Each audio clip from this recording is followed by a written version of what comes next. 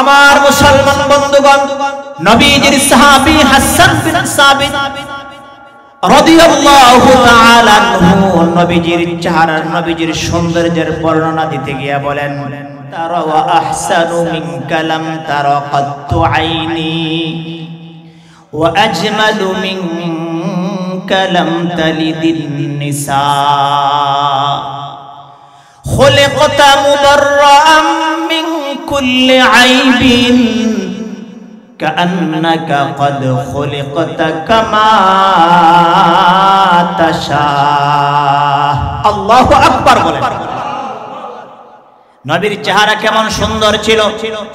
কবি হাসান বিন সাবিত বলেন, ওয়া আহসানু মিনকা লাম তারা কাত্তু আইনি, ও পৃথিবীর মানুষেরা, আমার আপনার নবীকে আল্লাহ কত সুন্দর করে দুনিয়াতে পাঠাইছেন, আমার আপনার নবীকে আল্লাহ পাক এত সুন্দর করে বানাইছেন, এমন সুন্দর দুনিয়ার আর কাউকে আল্লাহ পাক দান করেন নাই। ওয়া আজমালু মিনকা লাম তালিদিন নিসা, কবি হাসান বিন সাবিত বলেন, ও পৃথিবীর মানুষেরা, আমার আপনার নবীর মতন সৌন্দর্য, এত সুন্দর সন্তান পৃথিবীর কোন মা জন্ম দিতে পারে নাই। কত সুন্দর আমার নবী ছিলেন। খুলিকতা মুবাররাআন মিন কুল্লি আইবিন, সমস্ত দোষ ত্রুটি থেকে মুক্ত করে আল্লাহ তাআলা আপনার আমার নবীকে দুনিয়াতে পাঠাইছেন। তারপরে ও বেদিন বেঈমানরা আপনার আমার নবীর পেছনে দোষ তালাশ করছে কি করে নাই? করছে কি করে নাই? আমার আপনার নবী যখন নবুয়ত প্রাপ্ত হলেন, যখন নবুয়ত রাসালাতের দায়িত্ব পাইলেন, আল্লাহ পাক জানায় দিলেন, ওয়া আনদির আশীরাতাকাল আকরাবিন, ওগো নবীজি, আপনার স্বজনদের কাছে দ্বীনের কথাগুলো আপনি শোনায় দেন, তাদেরকে ভয় প্রদর্শন করুন। মা বা'দু ফাআউযু বিল্লাহি মিনাশ শাইতানির রাজীম। বিসমিল্লাহির রহমানির রহিম।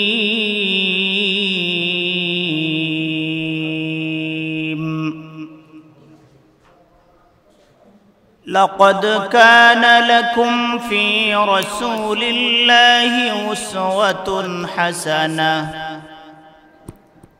لمن كان يرجو الله واليوم الآخر وذكر الله كثيرا.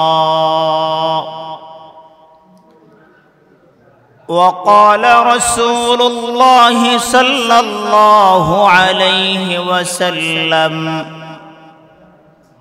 من أحب سنتي فقد أحبني ومن أحبني كان معي في الجنة، أو كما قال النبي عليه الصلاة والسلام. اللهم صل على محمد وعلى آل محمد كلما ذكره الذاكرون وكلما غفل عن ذكره الغافلون. سبحانك لا علم لنا إلا ما علمتنا إنك أنت العليم الحكيم.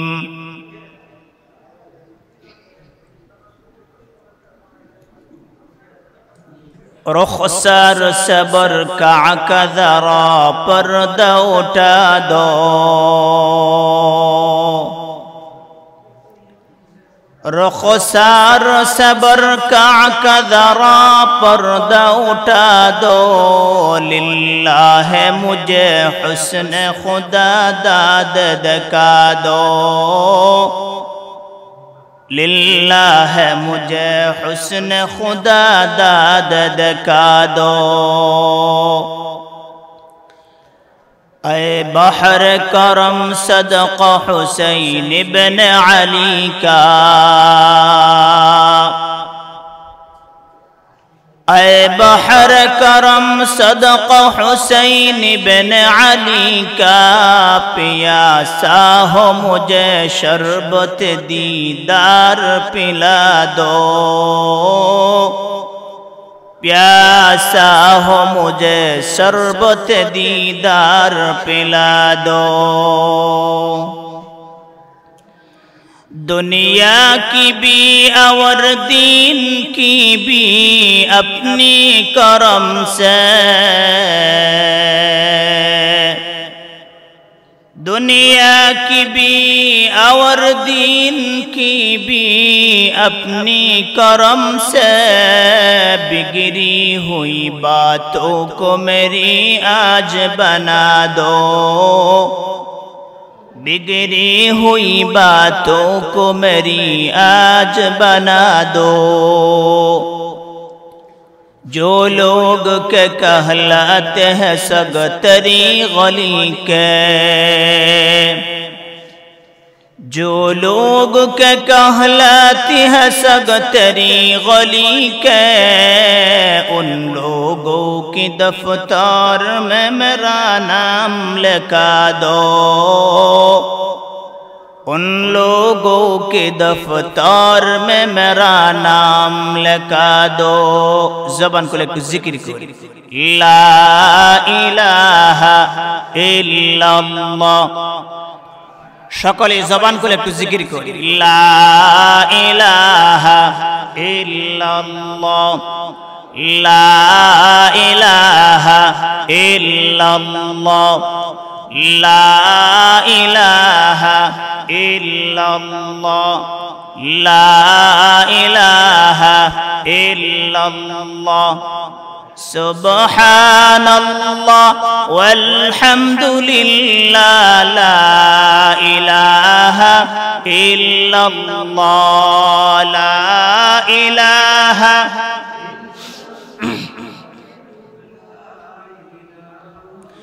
ইল্লাল্লাহ, সুবহানাল্লাহ ওয়ালহামদুলিল্লাহ, লা ইলাহা ইল্লাল্লাহ, লা ইলাহা ইল্লাল্লাহ, জোরে লা ইলাহা, লা ইলাহা ইল্লাল্লাহ, লা ইলাহা ইল্লাল্লাহ, সুবহানাল্লাহ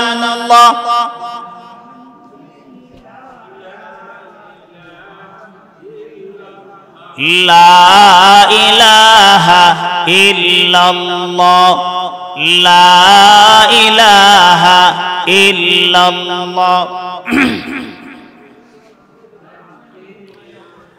লা ইলাহা ইল্লাল্লাহ, মুহাম্মাদুর রাসূলুল্লাহ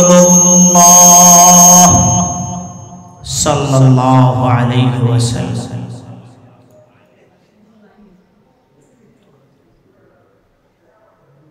মুহতারাম হাজিরিন, আমরা যারা আছি, ওয়াজ মাহফিল তো আজকের মাহফিল এখন শেষ না, আমার পরে আরো দুইজন আলোচক আছেন, আরো দুইজন আলোচক, ভালো ভালো আলোচক আছেন, আপনাদের পরিচিত সুপরিচিত মুখ মুফতি আহমদ হোসেন ভাই আছেন, উনিও সুন্দর আলোচনা করেন। আমার পরে উনি বয়ান করবেন নেশার পরে। আরো দুইজন আলোচক আছেন, আপনাদের অবস্থায় বোঝা যায় মনে হয় মাহফিল শেষ হয়ে গেছে, বিষয়টা এমন না। কষ্টদায়ক হলেও কিছু সত্য কথা আমার বলতে হবে। আজ মাহফিলগুলো শুধুমাত্র ঢালাওভাবে আলোচকদের কোনো দোষ না, যারা মাহফিলের ইন্তজাম করেন তাদেরও কিছু সমস্যা আছে। ইন্তেজামিয়া কমিটির পক্ষ থেকে, এলাকার পক্ষ থেকে বারবার তাদেরকে চাপ দেওয়া হবে। সোশ্যাল মিডিয়ায় যেই লোক বেশি পরিমাণে ভাইরাল, ওই লোক যদিও কোরআন সুন্নাহর আলোচনা করার কোনো জ্ঞান রাখে না, তাকে দাওয়াত দাও। সুর ভালো হতে হবে, ভালো সুর না হলে পরে এই আলোচনা না দরকার নাই।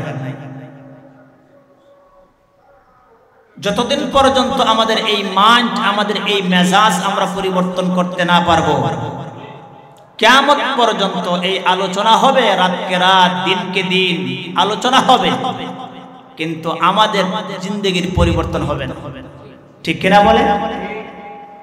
সুতরাং দ্বীনের এই মাহফিলে আসবেন, দ্বীনের এই কথাগুলি শুনবেন একটা মাকসাদে, নিজের জিন্দেগি পরিবর্তন করব, কোরআন হাদিসের কথাগুলো শুনে নিজের জিন্দেগিতে বাস্তবায়ন করব, পরকালে যেন আল্লাহ পাকের অপুরন্ত শান্তির ঠিকানা জান্নাত পাই, আর জাহান্নামের শাস্তি থেকে যেন আল্লাহ আমাদেরকে হেফাজত করেন। এই নিয়তে আমরা শুনবো। শুধুমাত্র কেবলমাত্র আমরা যদি মনে করি যারা দেশব্যাপী পরিচিত শুধুমাত্র তাদের কথাতেই পরকালের নাজাত, এটা আমাদের জন্য ভুল। তবে হ্যাঁ, হর গুলেরা রঙে বউদ দিগরাস, এক একটা ফুল থেকে এক একটা গ্রান আসে। কোরআন হাদিসের আলোচনা একটা মাহফিলে কয়েক অধিবেশন, কয়েকজনে 5টা অধিবেশন, 4টা অধিবেশনে কয়েকজনে আলোচনা করেন, এক একজনের আলোচনার ধরন এক এক রকম হবে। তবে আপনার আমার কথা হলো, যারা আমরা শ্রোতা, এক একজনের আলোচনা থেকে অন্তত পক্ষে যেন আমি একটা কথা হলো নিয়ে যাইতে পারি। শুধুমাত্র আমি যদি বাহ্যিক সুরত দেখে, আপনি আমি যদি কণ্ঠ দেখে, এইগুলা দেখে দেখে যদি আমরা বয়ান শুনি, আল্লাহর কসম করে আমি বলতে পারি আমাদের পরিবর্তন হবে না। আমি আপনাদের খেদমতে লম্বা চূড়া কথা বলবো না, সামনে যেহেতু এশার আজান, এশার নামাজ, আমি সংক্ষিপ্ত ভাবে কয়েকটা কথা বলবো। আপনারা মেহেরবানি করে আপনারা শোনার চেষ্টা করবেন, মনোযোগ দিবেন। আপনারা এখানে যারা আছেন আলহামদুলিল্লাহ অনেক শ্রোতা, আপনারা যদি একজনও থাকেন, আমি একজনের সামনে কথা বলবো, সমস্যা নাই। আমার নির্ধারিত সময়ের ভিতরে কিছু কথা বলবো, আমার দায়িত্ব কথা বলা। আর আরেকটা বিষয় হইল গিয়া, আপনি যত দামি বক্তা নিয়ে আসেন, আল্লাহ পাক ঘোষণা করে দিচ্ছেন কোন আলোচকের আলোচনায় শ্রোতাদের ফায়দা হবে। আপনি সুললিত কণ্ঠের আলোচক নিয়ে আসলেন ঠিক, বয়ানও শুনলেন ঠিক, কিন্তু আপনি আপনার জীবনে আমলে বাস্তবায়ন করেন না। শুধুমাত্র যতটুকু মাহফিলের ভেতরে থাকলেন, এতটুকু সময় কান ভরে সুখ দিয়া শুনলেন, বাড়িতে যাওয়ার পরে ফজরের নামাজটা পড়তে পারলেন। তো এই ওয়াজ শুনে আপনার ফায়দা হবে কি? বরংস এই মাহফিলকে, এই মসজিদের মাহফিলকে আপনি সাক্ষী রাখলেন, হাসরের ময়দানে আপনার বিরুদ্ধে সাক্ষী হবে। কোরআন হাদিসের কথা শুনছেন, শোনার পরেও আমল করে নাই, আপনি সাক্ষী করে গেলেন। এজন্য পর্দার আড়াল থেকে মা বোনরা যারা শুনছেন, আপনারা যারা আছেন, মেহেরবানি করে আপনারা কথাগুলা দিল থেকে, মন থেকে শুনবেন, অল্প সময় শুনেন। আল্লাহ তাআলা যেন আমার জবান থেকে উপকারী এমন কিছু কথা আল্লাহ তাআলা বের করে দেন, যে কথার দ্বারা আপনারা, আমরা সকল ইহকালীন জগতে শান্তি পাই, পরকালীন জগতে মুক্তি পাই। আল্লাহ যেন আমাকে তৌফিক দান করেন, সকলে পড়ে আমিন। আমি আপনাদের খেদমতে সূরাতুল আহজাব থেকে একখানা আয়াতে কারিমা তেলাওয়াত করেছি, পাশাপাশি মহানবী শ্রেষ্ঠ নবী মুহাম্মদুর রাসূলুল্লাহ সাল্লাল্লাহু আলাইহি ওয়াসাল্লামের অসংখ্য অগণিত হাদিস থেকে একখানা হাদিস পাঠ করেছি। তেলাওয়াতকৃত আয়াত এবং হাদিসকে সামনে রেখে আমি ভূমিকাতে না গিয়ে সরাসরি কিছু আলোচনা আপনাদেরকে শোনাবো। আপনারা শুনতে রাজি আছেন তো ইনশাআল্লাহ? আলোচনা শেষ পর্যন্ত থাকবেন তো ইনশাআল্লাহ? অনেকে আমাকে চিনেন, মনে মনে ভাববেন ওনাকে তো চিনেই, কথা কে বলছে সেটা শোনার দরকার নাই, কি বলছেন সেই কথাগুলো কোরআন হাদিস ভিত্তিক কিনা, সঠিক কিনা সেগুলো আমাদের দেখা দরকার, ঠিক কিনা বলেন? মুহতারাম হাজিরিন, আল্লাহ তাআলা আমার তেলাওয়াত আয়াতে দুনিয়ার মানব জাতিকে বলছেন, লাকাদ কানা লাকুম ফি রাসূলিল্লাহি উসওয়াতুন হাসানাহ, লাকাদ কানা লাকুম ফি রাসূলিল্লাহি উসওয়াতুন হাসানাহ, নিশ্চয়ই তোমাদের জন্য পয়গম্বর আরবী সাল্লাল্লাহু আলাইহি ওয়াসাল্লামের জীবন আদর্শে উত্তম নমুনা রয়েছে। পয়গম্বর আরবী সাল্লাল্লাহু আলাইহি ওয়াসাল্লামের সিরতে, জীবনীতে উম্মতে মুহাম্মদের জন্য উত্তম আদর্শ রয়েছে। নবীর আদর্শ যারা যত আদর্শ দুনিয়াতে আছে সবগুলা বাতিল, সেগুলাতে কোনো নাজাত নেই। একমাত্র যেই আদর্শের ভেতরে নাজাত রয়েছে সেই আদর্শ হলো মুহাম্মদুর রাসূলুল্লাহ সাল্লাল্লাহু আলাইহি ওয়াসাল্লামের আদর্শ। মুহাম্মদুর রাসূলুল্লাহ সাল্লাল্লাহু আলাইহি ওয়াসাল্লামের আদর্শকে মাইনাস করে আপনি যদি অন্য কারো আদর্শকে আপনার মধ্যে লালন করেন, দুনিয়া আখিরাতে আপনার জন্য শাস্তি অবধারিত, এতে কোনো সন্দেহ নাই। দুনিয়া ধ্বংস, আখিরাত ধ্বংস। তো নবীজির সিরতের আলোচনা, আদর্শের আলোচনা শোনার পূর্বে যেই লোকের আদর্শের কথা শুনবো, যেই নবীর আদর্শের ভিতরে দুনিয়ার শান্তি, পরকালের মুক্তি রয়েছে, ওই নবী সম্পর্কে আমাদের জানা দরকার। এই নবীর সিরত সম্পর্কে আমাদের আজকে জানা নাই। সেজন্য উম্মতের ভেতরে ঘরে ঘরে, ব্যক্তি ব্যক্তি, মহল্লায় মহল্লায় আজ দিনকে দিন, রাতকে রাত মারামারি, হানাহানি, খুন খারাপি, ইজ্জত লুণ্ঠন, ডাকাতি, এইগুলা দিনকে দিন, রাতকে রাত চলছে, চলে যাচ্ছে। মুহাম্মদুর রাসূলুল্লাহ সাল্লাল্লাহু আলাইহি ওয়াসাল্লামের আদর্শ যদি আমরা গ্রহণ করতে পারি, আমাদের ব্যক্তিগত জীবন থেকে নিয়ে রাষ্ট্রীয় জীবন, এমনকি আন্তর্জাতিক জীবন পর্যন্ত কোনো ক্ষেত্রে অশান্তি আসবে না। প্রত্যেকটা দিক, প্রত্যেকটা জীবন, প্রত্যেকটা জীবনের প্রত্যেকটা সময় যাবে সুখে, শান্তিতে। আর নবীজির আদর্শকে বাদ দিয়ে তুমি যদি পশ্চিমাদের আদর্শকে তোমার মধ্যে লালন করো, তাহলে তোমার দুনিয়ার জিন্দেগিও বরবাদ, পরকাল জিন্দেগিও বরবাদ। তাহলে যেই নবীর সিরতের কথাগুলো শুনবো, ওই নবীর কিছু পরিচয় দিয়া আমি সিরতের, নবীজির সিরতের আদর্শের কথার ভেতরে লিখব। নবীজির সিরতের আদর্শের কথা একজন আলেম যদি সে তার জন্ম থেকে নিয়ে কিয়ামত পর্যন্ত আলোচনা করে শেষ করতে পারবে। আম্মা জান আয়েশা সিদ্দিকা রাদিয়াল্লাহু আনহাকে জিজ্ঞেস করা হয়েছিল, ওগো আম্মা জান, সাহাবায়ে কেরাম জিজ্ঞেস করেছেন, নবীজির আখলাক সম্পর্কে জিজ্ঞেস করা হয়েছিল। আম্মা জান আয়েশা বলেন, তোমরা কি কোরআন পড়ো নাই? পুরো কোরআনই তো নবীর আদর্শ, নবীর আখলাক। সুবহানাল্লাহ। তো আপনার আমার নবী, নবীর পরিচয় এমন মুসলমান সমাজে বসবাস করে, পাঁচ ওয়াক্তে নামাজও পড়ে, মুসলমানের পরিচয় আছে, কিন্তু জিজ্ঞাসা যদি করা হয় তোমার নবীর নাম কি, নবীর নামটাও অনেক মুসলমান বলতে পারেন। সমাজে এমন মুসলমান আছে। মুহতারাম হাজিরিন, আমার আপনার নবী, যেই বংশে নবীকে আল্লাহ তাআলা জন্মদান করেছেন, যেই বংশ থেকে নবীজি জন্মগ্রহণ করেছেন, পৃথিবীতে এর চাইতে শ্রেষ্ঠ কোনো বংশ নাই। নবীর বংশ কুরাইশ বংশ শ্রেষ্ঠ বংশ, এর চাইতে দামি কোনো বংশ দুনিয়াতে নাই। সুবহানাল্লাহ। আমার আপনার নবীকে আল্লাহ পাক নবীজির সূরাতুন নবী, নবীজির সূরাতটা যেভাবে আল্লাহ পাক তৈরি করেছেন, সূরাতের প্রত্যেকটা দিক এত সুন্দর, দুনিয়ার কোনো মানুষ, পৃথিবীর শুরু থেকে নিয়ে শেষ পর্যন্ত কোনো মানুষ নবীজির সূরাতের কোনো দিক দিয়া কাহারও সমকক্ষ হবে না, কাহারও সেই উপমা হবে না। আমার আপনার নবী, আল্লাহ পাক নবীজিকে এমন ভাবে তৈরি করেছেন যেন নবীজি যেমন চেয়েছেন তেমনি আল্লাহ পাক তৈরি করেছেন। আল্লাহ পাক রব্বুল আলামিন নবীজিকে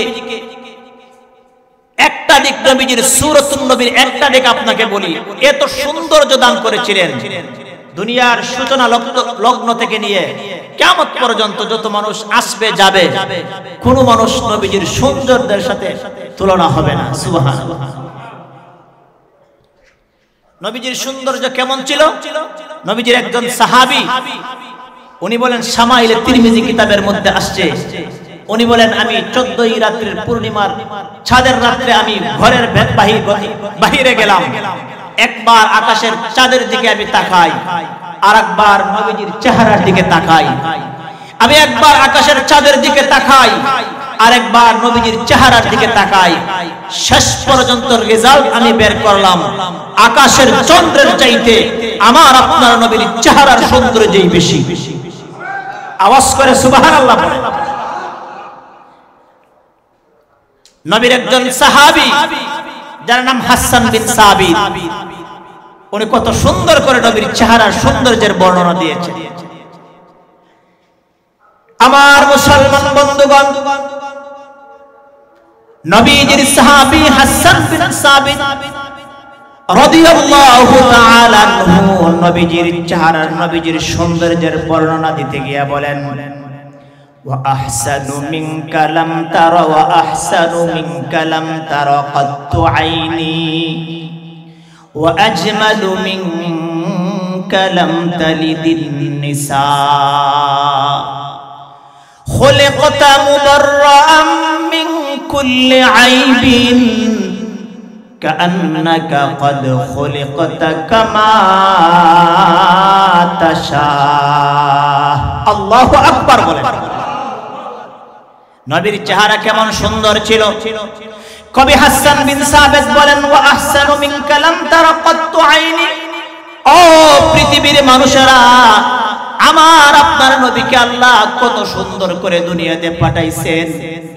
আমার আপনার নবীকে আল্লাহ পাক এত সুন্দর করে বানাইছেন, এমন সুন্দর দুনিয়ার আর কাউকে আল্লাহ পাক দান করেন নাই। ওয়া আজমালু মিনকা লাম তালিদিন নিসা, কবি হাসান বিন সাবিত বলেন, ও পৃথিবীর মানুষেরা, আমার আপনার নবীর মতন সৌন্দর্য, এত সুন্দর সন্তান পৃথিবীর কোন মা জন্ম দিতে পারে নাই।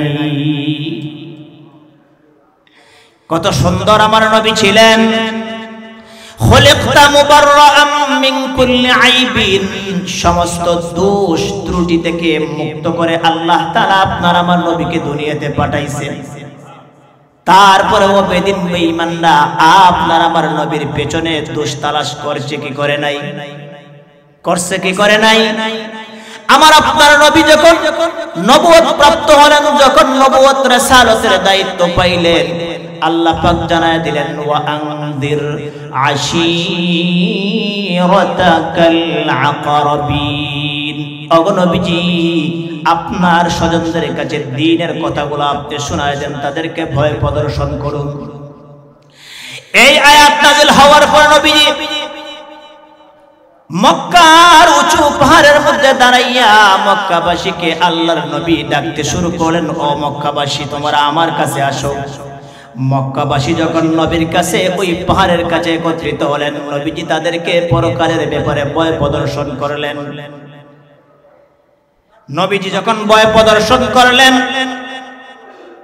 এক আল্লাহর প্রতি ঈমান আনার দাওয়াত দিলেন, তখন আবু লাহাব আপনার আমার নবীকে মারার জন্য বড় পাথর হাতে নিয়ে আপনার আমার নবীকে মারার জন্য সে আগায়া গেল। শুধুমাত্র মারা না, বেদিন বেঈমানরা আমার আপনার নবীকে এই দুনিয়া থেকে বিদায় করার জন্য এমন কোন পথ নাই যেটা তারা অবলম্বন করে নাই। মুসলমান বন্ধুরা আমার, আল্লাহ পাক রব্বুল আলামিন আপনার আমার নবীকে দুনিয়াতে পাঠাইছেন, নবীর পেছনে কেউ দুষ্টালার করার মতন কোনো সুযোগ নাই। নবীকে এত সুন্দর করে বানাইছেন, নবীর জিন্দেগির কোনো একটা দিক থেকে কেউ যদি কলম ধরতে চায় পারবে না। কিয়ামত পর্যন্ত কোনো মানুষ যদি চায় নবীর পেছনে কোনো দোষ তালাশ করে ধরতে পারবে না। মক্কার বেদিন বেঈমানরা তারা 24টা ঘন্টা নবীর পেছনে শুধু দোষ তালাশ করত।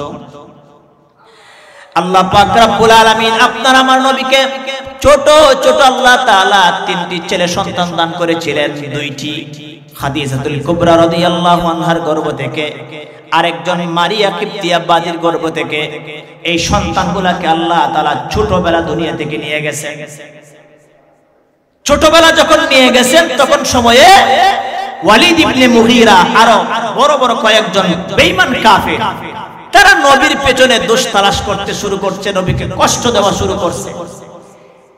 তাদের সামনে যখন নবীর কথা বলা হইতো তারা বলতো, ওয়াস ইবনে আইল, এই বড় বড় কাফেররা তাদের সামনে যখন নবীজির প্রশংসা করা হইতো তারা বলতো, আরে রাখো মুহাম্মাদের কথা, যেই মুহাম্মাদের কথা তোমরা আলোচনা করতেছো সে মারা যাবার পরে তার কথা স্মরণ করার মতন কোনো লোক থাকবে না। নাউজুবিল্লাহ বলেন। নবীজিকে আত্মার বর্ত নির্বংশ বংশ, নবীর ছোট্ট ছোট্ট সন্তানকে আল্লাহ নিয়ে যাবার কারণে। অথচ আল্লাহ তাআলা নবীর এই সন্তানগুলা কেন নিয়ে গেলেন এর পেছনে হিকমত রয়েছে। আপনারা জবান খুলে আওয়াজ দিয়ে বলেন তো, আপনার আমার নবী শেষ নবী কিনা? আর আওয়াজ দিয়ে বলতে হবে, আপনার আমার নবী শেষ নবী কিনা? শেষ নবী। আপনার আমার নবীর পরে কোন নবী আসবেন? আসার সম্ভাবনা আছে? আমাদের সমাজে এক শ্রেণীর মানুষ আছে, তারা আখেরি নবী আরেকজনকে বলে পরিচয় দেয়। তাদের পরিচয় হলো তারা গোলাম আহমদ কাদিয়ানীকে তারা শেষ নবী পরিচয় দেয়। তারা কাদিয়ানী সম্প্রদায়, তারা মুসলমানের দ্বারে কাছে গিয়ে গিয়ে তারা দাওয়াত দেয় মুহাম্মদ সাল্লাল্লাহু আলাইহি সাল্লাম শেষ নবী নয়, ওনার পরে আরেকজন নবী শেষ নবী, উনি হলেন গোলাম আহমদ কাদিয়ানী। নাউজুবিল্লাহ বললেন না? আমার আপনার নবীর পরে কিয়ামতের আগ পর্যন্ত পূর্ব পর্যন্ত কোন নবী আসবে না। যদি কেউ শেষ নবীর পরিচয় আরেকজন দিতে চায় তার সাথে কোনো কথা বলবে না, পায়ের জুতা খুলে সাথে সাথে আঘাত করতে শুরু করবে। এইভাবে এই বন্ডর দলেরা মুসলমানের সন্তানদের কাছে ধারে ধারে কাছে কাছে গিয়ে গিয়ে এইভাবে তারা ঈমান নষ্ট করে দিচ্ছে। আমার আপনার নবী আখেরি নবী, শেষ নবী। আমার আপনার নবীর পরে কোনো নবী আসবেন না, উনি শেষ নবী। কেউ যদি আপনার আমার নবীকে শেষ নবী মনে করে না, তার ঈমান নাই, তার ঈমান নাই। আমার আপনার নবী শেষ নবী। শেষ নবী যদি আমার আপনার নবীকে রাখতেই হয়, শেষ নবীর মর্যাদা দিতেই হয়, নবীর সন্তানরা দুনিয়াতে থাকলে পরে তাদেরকে নবুয়তি দেওয়া লাগবে। কারণ পূর্বেকার অনেক নবী রাসূলগণের সন্তানগুলা নবী হয়েছে, সেই হিসাবে আপনার নবী আমার নবীর সন্তান যদি থাকে তাদেরকেও নবুয়তি দেওয়া লাগে। তারা যদি নবী হয়ে যায়, নবীজি শেষ নবী থাকবেন? থাকবেন না। এজন্য আল্লাহ তাআলা কোরআনে কারিমে বলছেন আপনার আমার নবী শেষ নবী। আল্লাহ বলেন, মা কানা মুহাম্মাদুন আবা আহাদিম মির রিজালিকুম ওয়ালাকির রাসূলুল্লাহি ওয়া খাতামান নবীন। আল্লাহু আকবার। আল্লাহ বলেন মুহাম্মদ কোন পুরুষের পিতা নন, তিনি আল্লাহর রাসূল এবং ওয়া খাতামান নবীন, তিনি শেষ নবী। কোরআনের আয়াত কি মিথ্যা? তাহলে অন্ততপক্ষে আপনারা যারা আছেন এই কথাটা স্মরণ রাখবেন। আমার আলোচনার অন্ততপক্ষে এই কথাটা মনে রাখবেন, কোন বাতিল, কোন তাগুত, কোন ইসলাম বিদ্বেষী আয়েশা যদি আপনাদেরকে বলে মুহাম্মদ শেষ নবী না, ওনার পরে আরেকজন নবী আছেন শেষ নবী, উনি হলেন গোলাম আহমদ, তাদেরকে জুতা খুলে পিটা করবেন। আর আমরা বর্তমান সরকারকে আমরা বলতে চাই, অনতিবিলম্বে আমাদের বাংলার জমিনে ৯৫% মুসলমানের দেশে কাদিয়ানী মুসলমান পরিচয় দিয়ে থাকতে পারবে না। তারা যদি থাকতে হয় তারা কাফের পরিচয় দিয়ে থাকবে। হিন্দুরা যেমন ভাবে কাফের পরিচয় দিয়ে থাকবে, তারাও কাফের পরিচয় দিয়ে থাকবে। তারা মুসলমান পরিচয় দিয়ে থাকার কোনো অধিকার নাই, ঠিক কিনা বলেন? থাকতে পারো, মুসলমান পরিচয় দিয়ে থাকবে কেন? সব মুসলমানের জবান দিয়ে এই আওয়াজ তোলা দরকার, কাদিয়ানীদেরকে অমুসলিম ঘোষণা করতেই হবে। মুহতারাম হাজিরিন, আমার আপনার নবী কেমন সুন্দর ছিলেন বলছিলাম। কবি হাসান বিন সাবিত বলছেন, আমার আপনার নবীকে আল্লাহ তাআলা এত সৌন্দর্য দিয়েছেন, উনি বলেন আমার নিচোখ দিয়ে আমি কোনোদিন এমন সুন্দর সুদর্শন মানুষ দেখি নাই। আল্লাহ পাক নবীজিকে এত সুন্দর দিয়েছেন, উনার মতন সুন্দর সন্তান পৃথিবীর কোনো মা জন্ম দিতে পারে নাই। আল্লাহ পাক উনাকে এত সুন্দর করে বানিয়েছেন, সমস্ত দোষ ত্রুটি থেকে মুক্ত করে আল্লাহ পাক উনাকে সৃষ্টি করেছেন। এরপরে উনি বলেন এমন যেন আল্লাহ উনাকে সৃষ্টি করেছেন, যেন উনি যেমন চেয়েছেন তেমনই আল্লাহ উনাকে তৈরি করেছেন। আম্মা জান আয়েশা সিদ্দিকা রাদিয়াল্লাহু আনহা বলেন, একজন বিবি যদি তার স্বামীর ব্যাপারে এই কথা বলে, তাহলে বলেন এটা তো কোনো, এরকম একজন বিবি যদি তার স্বামীর ব্যাপারে এরকম কমেন্ট করলো, এমন এমন প্রশংসা করলো,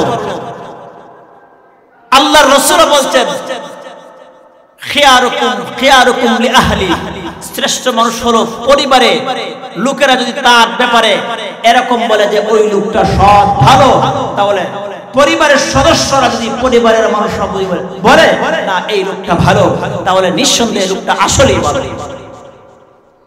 আম্মা জান আয়েশা বলেন, লানা শামসুন ওয়ালিল আফাকি শামসুন, লানা শামসুন ওয়ালিল আফাকি শামসিস সামা, فإن الشمس تطلع بعد الفجر وشمسي تطلع بعد العشاء। আম্মা জান আয়েশা বলেন, ও পৃথিবীর মানুষেরা, আমার একটা সূর্য আছে, আকাশের একটা সূর্য আছে। আমার সূর্য আকাশে সূর্যের চাইতে দামি শ্রেষ্ঠ, আমার সূর্যের চাইতে আকাশের সূর্যের কোনো তুলনা হয় না। আম্মা জান আয়েশা আরো পরিষ্কার করে বলেন, আমার সূর্যটা সকালবেলা ফজরের পরে আমার সূর্যটা এশার পরে আমার ঘরে উদিত হয়, দুনিয়ার মানুষের সূর্যটা ফজরের পরে আকাশে উদিত হয়। সূর্যের চাইতে আমার নবী সুন্দর। আমার নবীর সিরতের আলোচনা করলে রাতকে রাত চলে যাবে। এত সুন্দর নবী, এত এত শ্রেষ্ঠ বংশের মধ্যে আল্লাহ তাআলা যেই নবীকে জন্ম দিয়েছেন, ওই নবীর সিরতের কথা আমরা প্রত্যেকটা মুসলমান আমাদের জানা দরকার। আমাদেরকে প্রত্যেকটা মানুষ নবীজির সিরতের অন্ততপক্ষে একটা কিতাব প্রত্যেকের ঘরে রাইখা দিবারাত্রি সেটা মুতালা করা, আর নবীজির আখলাক, নবীজির সিরতের কথাগুলা নিজের মধ্যে ঢুকাইয়া জীবনে বাস্তবায়ন করা। আমি আপনাদেরকে আরেকটু পরিষ্কার করে বলি, আপনার আমার নবীর ভেতরে আল্লাহ তাআলা উত্তম আদর্শ রেখেছে। একটা মানুষের ব্যক্তিগত জীবন থেকে নিয়ে একবারে আন্তর্জাতিক জীবন পর্যন্ত জীবনের প্রত্যেকটা দিক সে যদি সঠিকভাবে যদি সে বাস্তবায়ন করতে চায়, যেই জীবনটা দিয়ে দুনিয়ার জগতে শান্তি চায়, আখিরাতে মুক্তি চায়, তাহলে একমাত্র নবীজির আদর্শ যদি গ্রহণ করে, সেই আদর্শের জীবনেই তার দুনিয়া আখিরাতের শান্তি হবে, অন্যথায় শান্তি হবে না। আমার মুসলমান বন্ধুগণ, তাহলে নবীজির সিরতের কিছু দিক আপনাদের খেদমতে আমি আলোচনা করি। নবীজির সিরতের একটা দিক হলো ধৈর্য। আমার আপনার নবীর সিরতের ভেতরে 63 বছরের জিন্দেগির ভেতরে আল্লাহ পাক আমার আপনার নবীকে ধৈর্যের পাহাড় দিয়েছিলেন। এই ধৈর্যটা থেকে আমরা যদি একটু গ্রহণ করতে পারতাম, তাহলে আমাদের ঘরে ঘরে, বাড়ি বাড়ি, মহল্লায় মহল্লায়, পাড়ায় পাড়ায় সামান্য কিছু নিয়ে আমাদের ঝগড়া হয়ে, মারামারি হয়ে আমাদের মার্ডার হইতো না। নবীজির সিরতের ধৈর্যের একটা গুণ, ওই গুণ থেকে সামান্য যদি আমরা গ্রহণ করতে পারতাম, আমাদের জীবন পরিবর্তন হয়ে যেত। নবীজি জন্মগ্রহণ করার পরে 40টা বছর পর্যন্ত মক্কার মুশরিকদের পরিবেশে নবীজি চলাফেরা করেছেন। করেন কি করেন নাই? 40 বছর পর্যন্ত। এই 40 বছরের ভেতরে মক্কার একটা মুশরিকও আপনার আমার নবীকে একটা গালি দেয় নাই, একটা বাজে কথা বলে নাই। নবীজির আখলাক, নবীজির সিরত এত সুন্দর ছিল, যার কারণে মুগ্ধ হয়ে তারা আত্মার আমার নবীকে এক পর্যায়ে ভালোবেসে বেঈমানরা বলতে বাধ্য হয়েছে, মুহাম্মদ সাধারণ কোন সন্তান নয়, মুহাম্মদ এমন একজন চরিত্রবান সন্তান, তার মতন দ্বিতীয় আরেকটা সন্তান মক্কার জমিনে দেখানো যাবে না। তারা বলছে কি এক পর্যায়ে মুহাম্মদ আল আমিন, সত্যবাদী, তাদের আমানতের মালগুলা নবীর কাছে গচ্ছিত রাখত, তারা বেঈমান। তাহলে বলেন নবীকে কি পরিমাণ তারা মহব্বত করেছে। আর দ্বিতীয় কথা হইল, কেমন সুন্দর আচরণ তাদের কাছে পরিবেশন করলে পরে নবীকে তারা এতটুকু পর্যন্ত বলতে বাধ্য হয়েছে। চিন্তা করা যায়? মক্কার মধ্যে ধনাঢ্য মহিলা আম্মা জান খাদিজাতুল কুবরা রাদিয়াল্লাহু আনহা, আপনারা জানেন তখন উনি মুসলমান না, আইয়ামে জাহিলিয়াতের যুগ। নবী আসার পরে খাদিজাতুল কুবরা রাদিয়াল্লাহু আনহা অনেক অর্থের মালিক ছিলেন। নবীজির কাছে বিবাহ হওয়ার পূর্বেও উনার পূর্বে আরো দুজন পুরুষের সাথে উনার বিবাহ হয়েছে। আম্মা জান খাদিজাতুল কুবরা রাদিয়াল্লাহু আনহার ব্যাপারে সিরতের কিতাবে লেখছেন, জাহিলিয়াতের যুগে উনি কোনদিন লাত, উজ্জা, দেবদেবীর সামনে কোনদিন মাথা নত করেন নাই। আল্লাহু আকবার, কেমন আখলাক তার ছিল। তো উনি উনার টাকা পয়সা দিয়ে ব্যবসা করাতেন, মক্কার লোকজন দিয়ে ব্যবসা করানোর পরে লাভবান হইতে পারতেন না, লস হইত। মনে মনে তালাশ করেন, চরিত্রবান আমানতদার একটা সন্তান যদি পাইতাম, আমার ব্যবসার পুরো মালটা তাকে দিয়ে দিতাম ব্যবসা করার জন্য। মনে মনে তালাশ করতেছেন। এইভাবে কিছুদিন যাইতে না যাইতে হঠাৎ করে একদিন দেখতেছেন, খবর পাইছেন মক্কাতে একটা সন্তানের আবির্ভাব হয়েছে, যার আমানতদারিতা, যার আখলাক, যার সৌন্দর্য, যার সব দিক মুআমালাত, মুআমারাত, মুআশারাত, লেনদেন, কথাবার্তা, এগুলোর সাথে দুনিয়ার কোন মানুষের, মক্কাবাসী কি এমনকি কাহারও কোন জিনিসের সাথে উনার মিল হয় না। উনার মধ্যে এত সুন্দর আমানতদারিতা। সেই কথাগুলো শুনে আম্মা জান খাদিজাতুল কুবরা রাদিয়াল্লাহু আনহা মনে মনে সিদ্ধান্ত করলেন, আমি ওই ছেলে দিয়ে আমার ব্যবসাটা করাবো। আবু তালেবের কাছে আসলেন। নবী তো এতিম হয়ে দুনিয়াতে জন্মগ্রহণ করেছেন। দুনিয়াতে আসার আগেই তো বাবা দুনিয়া থেকে বিদায় হয়ে গেছে। তো আবু তালেবের কাছে আসার পরে, চাচার কাছে আসার পরে বললেন, এমনে এমনে তোমার বাতিজাকে দিয়ে আমি ব্যবসা করাতে চাই। উনি যদি ব্যবসায় লাভবান হয় অর্ধেক ওনাকে দিয়ে দেব। চাচা বাতিজা পরামর্শ করলেন, পরামর্শ করে সিদ্ধান্ত হয়ে বললেন, ঠিক আছে বাতিজা, যাইতে পারো ব্যবসায়। রাসূল খাদিজাতুল কুবরা রাদিয়াল্লাহু আনহার অর্থ সম্পদ দিয়ে উনি চলে গেলেন ব্যবসায়, সিরিয়ায় চলে গেলেন। সিরিয়ায় যখন গেলেন, উনার সাথে খাদিজাতুল কুবরা রাদিয়াল্লাহু আনহার একজন বাদী মাইসারা উনাকে সাথে দিয়ে দিলেন। সেখানে গিয়া এত পরিমাণ ব্যবসা করলেন, শুধু লাভ আর লাভ। সবগুলো সুবিস্তারিত ভাবে আমি বলতে পারবো না, সবগুলা বিস্তারিত ভাবে বলতে গেলে অনেক সময়ের দরকার। অনেক লাভবান হয়েছে। বাড়িতে ফিরে আসলেন। ফিরে আসার পরে আম্মা জান খাদিজাতুল কুবরা রাদিয়াল্লাহু আনহা ওনার কাছ থেকে সবগুলা জানলেন, মালগুলা বুঝা নিলেন, নবীজির পাওনাগুলা যা দরকার যেভাবে কথা ছিল সবগুলা সমঝিয়ে দিলেন। সবগুলা শোনার পরে নবীর এই কথাবার্তা শুনে, ব্যবসা বাণিজ্যের কথা শুনে আম্মা জান খাদিজা মুগ্ধ হয়ে গেলেন। মাইসারা বলতেছে, ওনার মালিক তো বলতেছে, আপনি শুধুমাত্র মুহাম্মদের কথা শুনলেন, আমার কাছ থেকে তার ব্যাপারে কিছু কথা শুনবেন না। সুবহানাল্লাহ। এই কথা যখন বলছেন, মাইসারা তোমার আবার কিসের কথা বলো। আমার মুসলমান বন্ধুগণ, এবার আম্মাজান খাদিজাতুল কুবরা রাদিয়াল্লাহু তাআলা আনহার বাদী মাইসারা বলতেছে, ও আমার মালিক, আমি এই ছোট্ট মুহাম্মদের সঙ্গে যখন আমি সিরিয়ায় গিয়েছি, ব্যবসার উদ্দেশ্যে যখন গিয়েছি, যাওয়ার পরে এমন কিছু আচানক কিছু বিষয়গুলো দেখেছি যেগুলো আপনাকে আমি না বললে নাই হয়। প্রচন্ড রোদের মধ্যে মুহাম্মদ সাল্লাল্লাহু আলাইহি ওয়াসাল্লামের সাথে যখন আমি মরুর প্রান্তরে চলছি, হঠাৎ করে এই রোদের মধ্যে আমি হঠাৎ করে আকাশের দিকে তাকায় দেখি আকাশের মধ্যে একটা মেঘমালা মুহাম্মদকে ছায়া দিতেছে। মরুভূমিতে রোদে হাঁটতেছেন, নবীর উপরে মেঘমালা একটা ছায়া দিতেছে।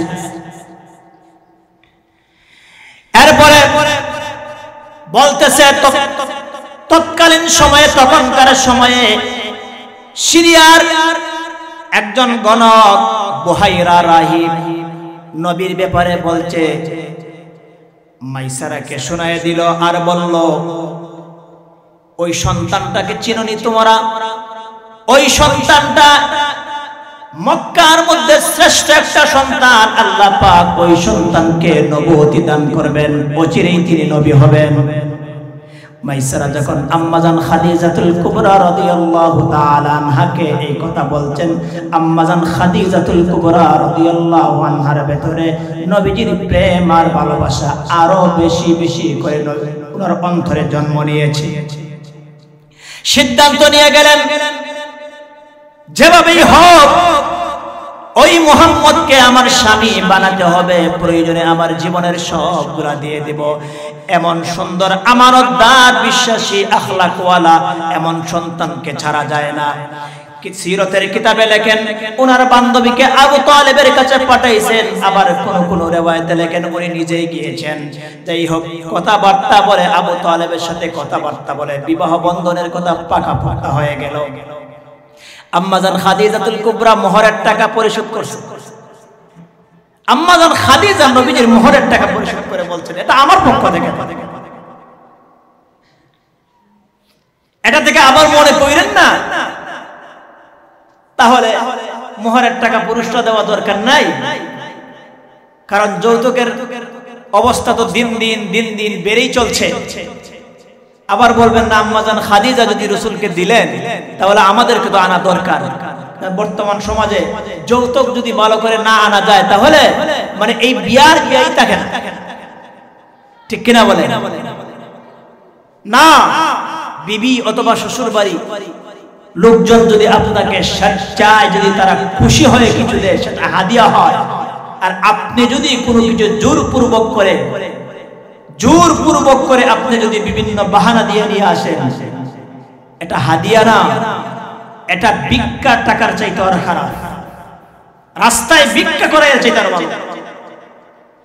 আপনি একটা পুরুষ, আপনি একজন মহিলার কাছে হাত পেতে পারলেন, আপনার পুরুষত্ব থাকলো কোথায়?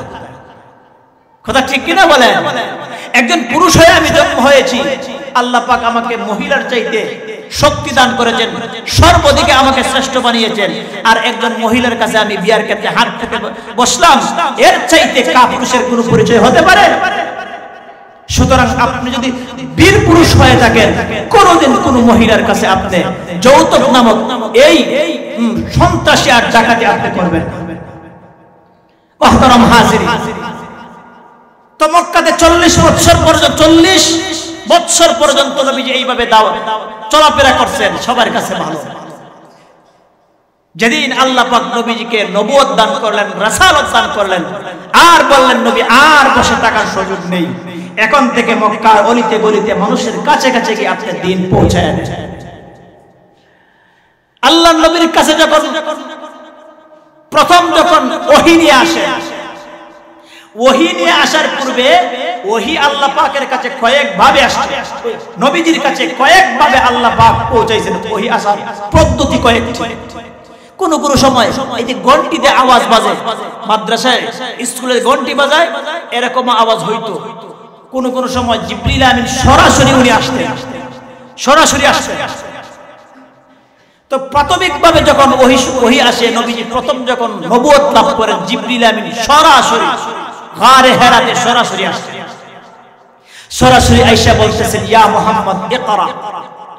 রাসূল বলেন, মা আনা বিকারি, আমি তো পড়তে জানি না।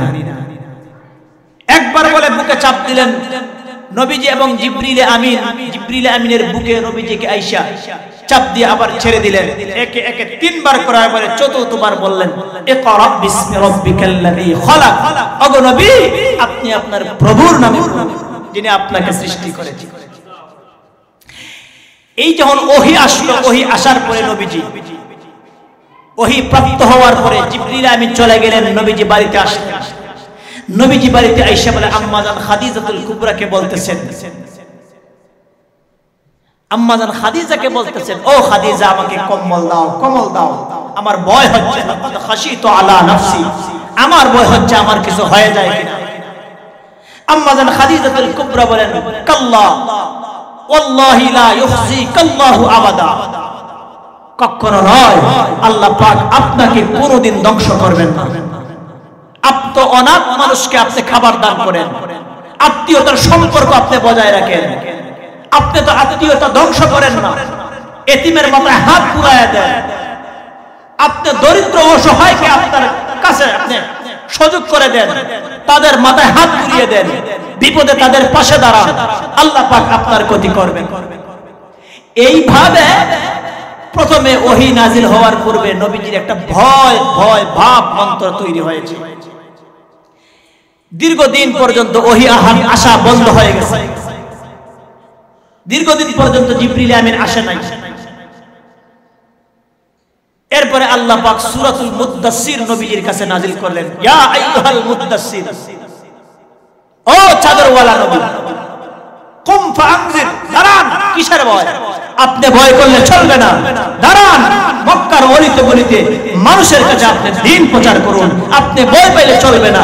জিবরিল আমিন সূরাতুল মুদ্দাসসির আইনা নাজিল করে বললেন, হুজুর দাঁড়ান, আর ভয়, আপনি ভয় করলে চলবে না, আপনি দ্বীনের দাওয়াত মানুষের কাছে কাছে পৌঁছায়। এইবারে কয়েকবার নবীজির কাছে জিবরিল আমিন আসা বন্ধ হইছে, আসেন নাই বিভিন্ন কারণে। কিন্তু মক্কার বেঈমানরা এগুলাকে পুঁজি কইরা নবীজির পিছনে চর্চা করতে শুরু করেছে। সূরাতুল কাহাফ নাজিল হওয়ার পূর্বে নবীজির কাছে মক্কার বেঈমানরা আইসা নবীজির দ্বীনের চর্চা যখন শুরু হয়েছে, মক্কাতে প্রচার প্রসার হয়েছে, দ্বীনের আওয়াজ, দ্বীনের ছায়াতলায় মানুষ আসতে শুরু করেছে, মক্কার বেঈমানদের গায়ে জ্বালা পোড়া শুরু হয়েছে। তখন সময়ে তারা নবীজির কাছে আসার আগে ইহুদিদের কাছে গিয়ে বলছে, মুহাম্মদ এইভাবে দ্বীনের দাওয়াত দিচ্ছে, তাকে কি আমরা সত্য নবী বলে আমরা মেনে নিব? ইহুদিরা বলল, না, তোমরা তাকে তিনটা প্রশ্ন করো, যদি সঠিক জবাব দিতে পারে তাহলে সে সত্য নবী, তোমরা বলবা সত্য নবী বলে বিশ্বাস করব, কালেমা পড়ে মুসলমান হব। বেঈমানরা সব সময় প্রতারণা করেছে, মিথ্যাবাদী, তারা মিথ্যাবাদী, সব সময় নবীজির সাথে প্রতারণা করেছে। বিভিন্ন ভাবে নবীজিকে বলছে, আপনি যদি চাঁদকে যদি দুই টুকরো করে দেখাতে পারেন, কালেমা পড়ে মুসলমান হয়ে যাব। নবীজি দেখিয়েছেন, কিন্তু তারা মুসলমান হয় নাই। আর অনেক ভাবে নবীজিকে তারা কি করেছে, নবীজির কাছে তারা আয়েশা বলল, মুহাম্মদ তুমি তিনটা প্রশ্ন দিলে তোমাকে সত্য নবী মনে করব। এক নম্বর হলো আসহাবে কাফ এর পরিচয় দাও। দুই নম্বর, পৃথিবীর শুরু থেকে শেষ পর্যন্ত तमाम পৃথিবী সফর করেছে এমন মানুষরা, যুবকদের পরিচয় আমাদেরকে দাও। আর রূহ কি সেটা আমাদেরকে বলে দাও। যদি বলতে পারো, তিনটা প্রশ্নের জবাব দিতে পারো, তোমাকে সত্য নবী বলে কালেমা পড়ে মুসলমান হয়ে যাবে। আমার নবী বললেন, ঠিক আছে, আগামী কাল তোমাদের জবাব দেব। তবে আমার আপনার নবী ইনশাআল্লাহ বলতে শরণ নাই। আল্লাহ তাআলা আশিক এবং মাশুকের খেলা অনেক সময় খেয়াল করে দেখবেন, স্বামী স্ত্রী তো অনেক কাছের মানুষ, অনেক সময় দেখবেন স্ত্রীর সামান্য কিছু জিনিসেও স্বামী কষ্ট পেয়ে যায়, হয় কিনা? অনেক সময় দেখে স্বামীর সামান্য কিছু ব্যবহারে স্ত্রী অনেক কষ্ট পেয়ে যায়। যেমন আপনার ঘরে বিবি, স্ত্রী, আপনার পরিবার রাইকে আপনি যদি বেগানা আরেকজন নারীর সাথে কথা বলেন, আর আপনার বিবি যদি শুনতে পারে, তাহলে তার মনে সে অনেক কষ্ট পেয়ে যাবে। কথা বুঝতে পারছেন? তো একথা বলার পরে নবীজি বলছেন আগামী কালকে ইনশাআল্লাহ বলতে স্মরণ নাই। আল্লাহ পাক বলেন হাবিব আমি আপনাকে কোনো জায়গায় ভুলি নাই, কিন্তু আগামী কালকে প্রশ্নের জবাব দিলেন আপনি আমাকে আপনার সাথে রাখলেন না, ভুলে গেলেন। আল্লাহ পাক একটু কষ্ট পাইছেন, আশেক মাসুকের খেলা। জিবরিল আমিনকে বললেন আর আপাতত বন্ধ থাকো, মুহাম্মদ সাল্লাল্লাহু আলাইহি ওয়াসাল্লামের কাছে যাওয়ার দরকার নাই। জিবরিল আমিন তো আসতেছেন না, আগামী কালকে আয়েশা বেঈমানরা বলতেছে জবাব দাও। নবীজি কোথা থেকে দিবে? ওমা ইয়ানতিকু আনিল হাওয়া ইন হুয়া ইল্লা ওয়াহয়ু ইউহা। নবী তো নিজ থেকে কথা বলতে পারেন না, যা বলেন ওহীর মাধ্যমে যা উনাকে জানানো হয় তাই তিনি জানায় দেন। নবী মনে মনে ভাবতেন আগামীকাল জিবরিল আমিন আসলে পরে শুই না আমি জবাব দিয়ে দিব, কিন্তু জিবরিল আমিনকে তো আল্লাহ পাক আটকায় রাখা দিয়েছেন, জবাব দিতে পারছেন না। এইভাবে কয়েকদিন 15 দিন পর্যন্ত চলে গেছে। আল্লাহর নবী অনেক কষ্ট পাইলেন।